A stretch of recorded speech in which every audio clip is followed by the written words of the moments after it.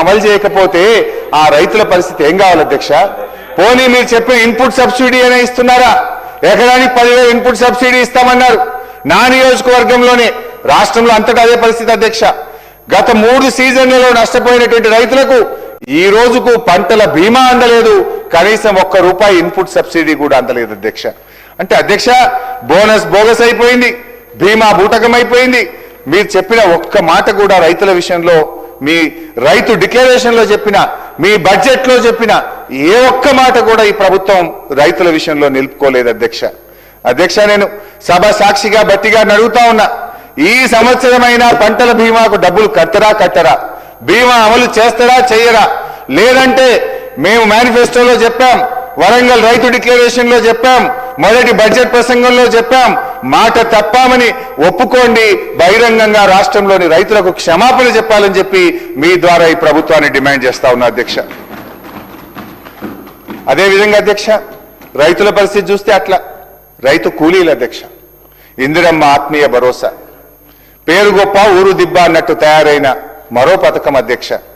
దీని పరిస్థితి అధ్యక్ష, మొదటి బడ్జెట్లో అధ్యక్ష, పేజ్ 18, భూమి లేని రైతు కూలీలకు ఆర్థిక మరియు జీవన స్థితిగతులను మెరుగుపరచడానికి మా ప్రభుత్వం లక్షలాది భూమి లేని నిరుపేద రైతు కూలీలకు సంవత్సరానికి ₹12,000 అందించే బృహత్తర కార్యక్రమాన్ని ఈ సంవత్సరమే ప్రారంభం చేస్తున్నాం. ఎప్పుడు చెప్పింది అధ్యక్ష? 2024-25. సరే అధ్యక్ష, 2024-25 అమలు కాలే, మళ్ళీ 2025-26 మళ్ళీ అదే చెప్పింది అధ్యక్ష, బృహత్తర పథకాన్ని ప్రారంభించబోతున్నామని 25-26లో చెప్పింది అధ్యక్ష. మళ్ళా చూస్తే అధ్యక్ష, 26-27లో కూడా మళ్ళీ 6,000 కోట్లు పెట్టిండ్రు. అంటే అధ్యక్ష, మీరు 24-25లో పెట్టిండ్రు, ఒక్క రైతు కూలికి ఇవ్వలే. 25-26లో పెట్టిండ్రు, ఒక్క రైతు కూలికి ఇవ్వలే. మళ్ళీ 26-27 ఈ సంవత్సరం కూడా మళ్ళీ పెట్టిండ్రు అధ్యక్ష. ఏంది అధ్యక్ష? పాపం రెక్కలు ముక్కలు చేసుకొని ఎండనక వాననక కష్టపడే గా రైతు కూలీలను దగా చేయడానికి మీకు ఎట్లా మనసు వచ్చింది బట్టి గారు అని నేను అడుగుతా ఉన్నా. కనీసం మీ ఆత్మీయ భరోసాలో, ఇందిరమ్మ ఆత్మీయ భరోసాలో ఆత్మీయత లేదు, భరోసా లేదు. ఆత్మీయత కరువైపోయింది కూలీలకు, భరోసా కూడా కూలీలకు కరువైపోయింది అధ్యక్ష. 2 బడ్జెట్లో నిధులు కేటాయించి అమలు చేయకపోవడం ఆ నిరుపేద కూలీలకు ఈ సర్కారు చేసినటువంటి క్షమించరానటువంటి ద్రోహం అధ్యక్ష ఇది.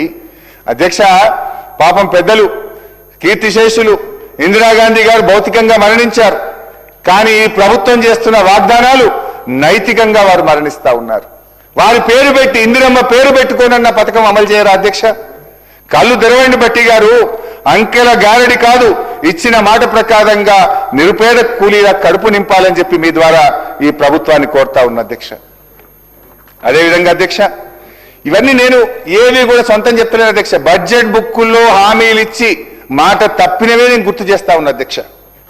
అదేవిధంగా అధ్యక్ష, ఇప్పటిదాకా కూలీల కథలు విన్నాం, రైతుల వ్యధలు విన్నాం, ఈ ప్రభుత్వం కూలీలను రైతుల్ని ఎట్లా మోసం చేసిందో విన్నాం అధ్యక్ష. అదేవిధంగా అధ్యక్ష, ఈ ప్రభుత్వం యొక్క నమ్మక ద్రోహానికి బలై నెత్తురు చిందించిన నిరుద్యోగుల వ్యతలు కూడా వినిపించే ప్రయత్నం చేస్తా అధ్యక్ష. ఓటాన్ అకౌంట్లో అధ్యక్ష, ఓటాన్ అకౌంట్ బడ్జెట్లో బట్టి గారు ఏం చెప్పారంటే అధ్యక్ష, చెప్పిన మాట ప్రకారంగా జాబ్ క్యాలెండర్ తయారు చేసి ప్రక్రియ ప్రారంభించాము అని ఓటాన్ అకౌంట్లో చెప్పారు అధ్యక్ష. మొదటి బడ్జెట్ అధ్యక్ష, నియామక ప్రణాళిక క్యాలెండర్ను త్వరలోనే ప్రకటిస్తున్నాము అని మొదటి బడ్జెట్లో చెప్పారు అధ్యక్ష. రెండో బడ్జెట్ అధ్యక్ష, రెండో బడ్జెట్లో గత ప్రభుత్వం నది దాటే వరకు ఓడమల్లయ్య, దాటిన తర్వాత బోడమల్లయ్య అనే విధంగా ప్రవర్తించిందని మమ్మల్ని విమర్శించారు రెండో బడ్జెట్లో అధ్యక్ష. మరి ఈ బడ్జెట్ వచ్చేసరికి 26-27 అధ్యక్ష, ఈ బడ్జెట్లో నిరుద్యోగుల ఊసే లేదు, జాబ్ క్యాలెండర్ జాడే లేదు, దాని ప్రస్తావనే లేదు అధ్యక్ష. ఒక్కసారి మేనిఫెస్టోలో కూడా ఏం పెట్టారో చూద్దాం అధ్యక్ష. మేనిఫెస్టో అధ్యక్ష, ఇది కాంగ్రెస్ మేనిఫెస్టో అధ్యక్ష. ఈ మేనిఫెస్టోలో అధ్యక్ష, హైదరాబాద్ నుండి యూత్ డిక్లరేషన్ అని ఒక పెద్ద పుస్తకం అయితే విడుదల చేశారు అధ్యక్ష. ఈ మేనిఫెస్టోలో ఏం చెప్పారంటే అధ్యక్ష, మొదటి సంవత్సరంలోనే 2 లక్షల ప్రభుత్వ ఉద్యోగాలు భర్తీ చేస్తామని హామీ ఇచ్చారు అధ్యక్ష. నేను అడుగుతా ఉన్న బట్టి గారిని, ఆ 2 లక్షల ఉద్యోగాలు ఇచ్చారా? ఎవరికి ఇచ్చారు? మొదటి సంవత్సరం గడిచిపోయింది, రెండవ సంవత్సరం గడిచిపోయింది, మరి చేయండి. ఒకవేళ ఉద్యోగాలు ఇచ్చుంటే నిరుద్యోగుల విజయోత్సవాలు కూడా జరపండి భర్తీ గారు. ఎందుకో చేస్తలేరు నిరుద్యోగుల విజయోత్సవాలు. అంటే ఇక ఈ ముఖ్యమంత్రి గారు అయితే మరీ విడ్డూరం అధ్యక్ష. నిరుద్యోగులకు ఉద్యోగాలు ఎక్కువైపోయి ఇక నోటిఫికేషన్లు చాలు అంటున్నారని చెప్పి సెలవిస్తారు ఆయన. పోదామా మరి? నేను అడుగుతా స్పీకర్ గారు, ఒక పావు గంట హౌస్ అడ్జెంట్ చేయండి సార్. ఇక్కడనే కదా సార్ అశోక్ నగర్. భట్టి గారు మేము అందరం కలిసి అశోక్ నగర్ సెంట్రల్ లైబ్రరీకి పోయి అడుగుదాం. మరి నిరుద్యోగులు నోటిఫికేషన్లు చాలు అంటున్నారా? మీరు ఇచ్చిన ఉద్యోగాలతో వాళ్ళు సాటిస్ఫై అయ్యారా? వాళ్ళ మాటలేందో ఒక్కసారి పోయి వినేద్దాం. ఎందుకు అధ్యక్ష ఈ రకంగా నిరుద్యోగ యువతి యువకులను వంచిస్తారు అధ్యక్ష? నాడు ఓట్ల కోసం అశోక్ నగర్ సెంట్రల్ లైబ్రరీ చుట్టూ తిరిగారు. నిరుద్యోగుల మెడలో కాంగ్రెస్ కండువాలు వేసి జిల్లాల్లో వారిని తిప్పి ప్రచారం చేయించుకున్నారు. ఇప్పుడు అదే అశోక్ నగర్ లో ఉద్యోగాలు అడిగిన విద్యార్థుల వీపులను విమానం మూత మోగిస్తా ఉన్నారు అధ్యక్ష. తలలు పగలగొట్టారు. చివరికి చదువుల తల్లి నివసించే సిటీ సెంట్రల్ లైబ్రరీకి కూడా నెత్తురు మరకలంటిచ్చారు అధ్యక్ష. ఎన్నికల ముందు డిక్లరేషన్ తో మీకు అధికారం దక్కింది. బట్ ఎన్నికలు అయిన తర్వాత నిరుద్యోగులకు ఏం దక్కింది అధ్యక్ష? నిరుద్యోగులకు పాపం దక్కింది, డిప్రెషన్ దక్కింది, సప్రెషన్ దక్కింది అధ్యక్ష. అధ్యక్ష, ఎన్నికలు దాటడానికి నిరుద్యోగులను ఓడలా వాడుకొని గెలిచిన తర్వాత వాళ్ళను బోడమల్లేలు చేసింది ఎవరో ఇప్పుడు భట్టి గారే సెలవియ్యాలి అధ్యక్ష. అధ్యక్ష, రెండో బడ్జెట్లో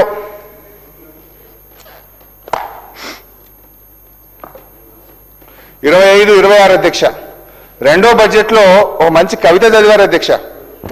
భట్టి గారు మా మీద చదివారు 29వ పేజీ అధ్యక్ష. మా మీద ఏమని చదివారంటే అధ్యక్ష,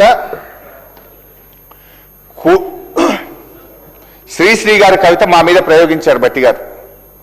కూటి కోసం కూలి కోసం పట్టణంలో బ్రతుకుదామని తల్లి మాటలు చెవిన పెట్టక బయలుదేరిన బాటసారికి ఎంత కష్టం ఎంత కష్టమని మా మీద చదివారు అధ్యక్ష భట్టి గారు. కానీ నిజంగా శ్రీశ్రీ గారు బతుకుంటే మీరు చేసిన మోసానికి ఇట్లా రాసుండేవారేమో అధ్యక్ష. రాహుల్ గాంధీ మాటలు నమ్మి, ప్రియాంక గాంధీ భాష నమ్మి కాంగ్రెసు కోటేసిన నిరుద్యోగికి ఎంత కష్టం ఎంత కష్టం.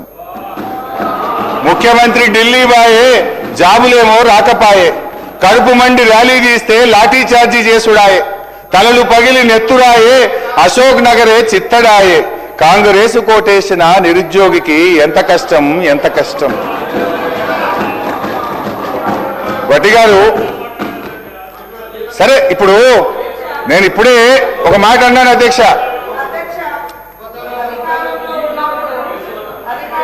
అప్పుడు 10 సంవత్సరాలు ఏం చేసిరో చెప్పండి. ఫస్ట్ ఏం చేసిర్రు చెప్పండి. ఎన్ని ఉద్యోగాలు ఇచ్చిర్రు? తెలంగాణ ఉద్యమం 10 ఏళ్ళు జరిగింది. 10 ఏళ్ళ ఉద్యమం అంతా ఉద్యోగాల కోసమే. మరి మీరు అధికారంలోకి వచ్చి 10 ఏళ్లలో ఎన్ని ఉద్యోగాలు ఇచ్చిర్రు అధ్యక్ష? ఏమన్నా అంటే నోటిఫికేషన్ ఇస్తే వాళ్ళకి ఏమన్నా జీతాలు పడ్డాయా? ఉద్యోగ గ్యారెంటీ వచ్చిందా? ఇవాళ ఉద్యోగాలు ఇచ్చింది మేము. నోటిఫికేషన్ ఇచ్చినాం. నోటిఫికేషన్ ఇస్తే వాళ్ళ ఇంట్లోకైనా జీతాలు వచ్చినాయా? ఏమైనా ఆర్డర్ ఇచ్చిర్రా? ఇవాళ ఎట్లున్నాయంటే అధ్యక్ష, వీళ్ళు చెప్పేది పాండవులు సంపాదించిందంతా కౌరవుల తద్దినానికే అంటారు. వీళ్ళు చేసిన వాటికే అప్పులకు కొప్పులు కట్టడమే సరిపోతుంది సార్, వడ్డీలు. ఈరోజు హరీష్ రావు గారు ఇంత బాగా మాట్లాడిండు. మరి ఇన్ని వేల కోట్లు రైతులకు అప్పు ఎక్కడైంది? ఏ కాలంలో అయింది? ఇవాళ నీ నియోజకవర్గంలోనే 50% కాలేదంటున్నావు. మరి ఎందుకు కాదంటే మీ గవర్నమెంట్ హయాంలోనే మరి ఆ 20-30 వేల కోట్లు మీ గవర్నమెంట్ హయాంలోనే అయినాయి కదా అప్పులన్నీ రైతులకు. మీకు అంత చిత్తశుద్ధి ఉన్నప్పుడు ఎందుకు మరి కట్టలే?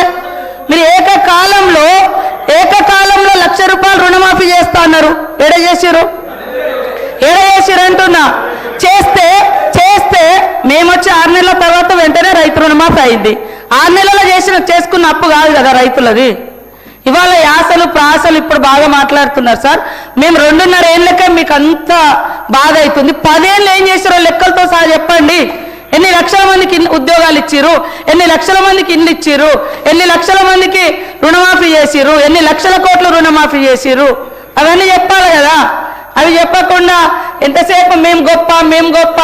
మీరు గొప్ప అయితే మీ సొంత నియోజకవర్గం రైతులే అనేక మంది మీ హయాంలోనే చాలా మంది చనిపోయారు. అదేవిధంగా ఇప్పుడు మీరు చెప్తున్నారు ఇన్ని వేల కోట్ల అప్పు ఉంది మీ నియోజకవర్గంలో అని. మరి ఎందుకు చేసుకోలేకపోయారు అధ్యక్ష? ఫైనాన్స్ మినిస్టర్గా ఉన్నారు, మీ గవర్నమెంటే ఉంటుంది. ఇవాళ కేవలం రాళ్ళేసుడు మేము గొప్ప. మీ బాధ అంతా హరీష్ అన్న, మీ బాధ అంతా అధికారం పోయిందని అంతే తప్ప ఇంకోటి కాదు. అయ్యో అనకమ్మా, 10 ఏళ్ళు ఇక్కడ అనుభవించారు, నువ్వు అక్కడ పోయినావు అధికారం అనుభవించి దొరసారి ఏమంటే కాంగ్రెస్ నాకు ఏం చేసింది బాగా అనిపించింది. మాలాంటి వాళ్ళకి వాళ్ళ వీడియోలు చూస్తుంటే కాంగ్రెస్ ఏం చేసిందా? ఇవాళ మాట్లాడడానికైనా మనం చేసింది మనం గొప్పగా చెప్పుకోవాలి. చేసిన దాని మీద కూడా మన్ను పోసుడు గొప్ప కాదు, చేసింది కూడా మన్ను పోసి మేము ఎక్కడ ఉంటే అక్కడ గొప్ప అని చెప్పుకోవడం కాదు. ఎస్, మా హయాంలో నేను ఉన్నప్పుడు కూడా చేసిన, ఇప్పుడు చేయలేకపోయినాం అని చెప్పుకోవాలి. కానీ సీటు మారంగానే చరిత్ర అంతా చేంజ్ అయిపోతుందా అధ్యక్ష? చేంజ్ అయిపోతుందా? అట్లా ఉంది. కాబట్టి వాళ్ళ బాధ నిజంగా ప్రజల మీద ఉంటే 10 ఏళ్ళు వచ్చే టైం మీకు. మరి ఇవన్నీ మీరు చేసి ఉంటే మేము ఇవ్వాల్సిన పేదరికం ఇంతెందుకు, మేము ఇవన్నీ చేస్తామని ఎందుకు ఒప్పుకునే వాళ్ళం? మీరు చేసిన అప్పులన్నీ కూడా ఇవాళ అప్పులకు వడ్డీలు ఇవే సరిపోతున్నాయి. అయినా మేము చేస్తున్నాం. ఇవాళ రాష్ట్రంలో ఉన్న 1.5 కోటి మంది పేదలకు ఇవాళ సన్నబియ్యం ఇస్తుంటే మీరు ఓర్వలేకపోయారు. ఇవాళ మేము ఇందిరమ్మ బీమా, జీవిత బీమా పెడితే ఓర్వలేకపోతున్నారు. ఏం ఓర్వలేకపోతున్నారు? బాధ అంతా మీకు బాధ ఉంది తప్ప పేదోడికి ఇల్లొస్తే మీకు సంతోషం లేదా? మీరు ఇయ్యరైతురి. మీరు ఎన్ని ఇళ్ళు ఇచ్చే 10 ఏళ్లలో ఎన్ని ఇళ్ళు ఇచ్చే చెప్పండి. మేము ఈ 2 ఏళ్లలో ఎన్ని ఇచ్చినాం మేము చెప్తాం. మరి చెప్పకుండా కేవలం మట్టి పోసుడు దుమ్ము పోసుడు కాదు, మీరు చేసే చెప్పుకుంటూ మేమేం చేయాలో అది చెప్తే బాగుంటుందని కోరుతా ఉన్నా అధ్యక్ష.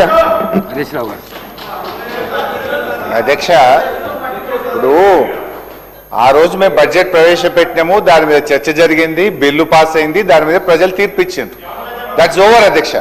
ఇప్పుడు మీరు బడ్జెట్ ప్రవేశపెట్టిండ్రు, మీ బడ్జెట్ మీద మేము మాట్లాడుతున్నాం. మా బడ్జెట్ మీద మాట్లాడదామంటే టైం పెట్టండి, గత బడ్జెట్ మీద డిస్కస్ చేద్దామంటే ఇంకొక రోజు ఫుల్గా మాట్లాడదాం అధ్యక్ష. 2.5 ఏళ్ళు అయ్యాక ఇంకా మీ కథ, మీ బడ్జెట్, మీ లెక్కలు అని చెప్పుకుంటా ఇంకా ఎంతకాలం గడుపుతారు అధ్యక్ష? ఇప్పుడు చర్చ జరుగుతున్నది బట్టి గారు ప్రవేశపెట్టిన బడ్జెట్ మీద. డెఫినెట్ గా దాని మీద మాట్లాడతాం కదా అధ్యక్ష. మీరు మా బడ్జెట్ మీద మాట్లాడదామంటే పెట్టండి. మా బడ్జెట్ అప్పుడు మేము పెట్టినాము, మీరు మాట్లాడి